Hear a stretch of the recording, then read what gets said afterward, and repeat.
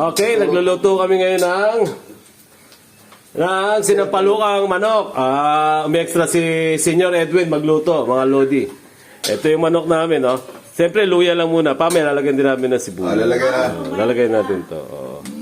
Para, yan. Kasi taba-taba niya yung susi. Halo niyo yung ano. Yan. Halo-halo lang to, para masarap. Palalabasin lang natin yung mantika niya, tol.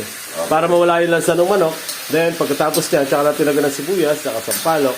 Okay. Oo, para masaya. Sarap, yan. After that, para lumabas yung kanyang tubig sa katawan ng manok, tol, Tatakpan. tatakpan natin ngayon. Lagyan natin ng konting patis. Pamaya na, siguro. Pagka napalabas natin yung tubig. Kasi yung tubig din, yun ang malansa, tol, eh. Oo. Yes, oo. May ano to, may mga tubig to. Oo, lalabas yun pag ating siyang naipiprito. Para hindi maprito, para palabas lang natin. Ngayon, takpan lang natin, eh. Tatakpan na? Okay. Takpan lang to, mga idol. para... Tatakpan namin ngayon. Yan na. Yun! Okay, balikan natin pamaya. Okay. After 5 minutes.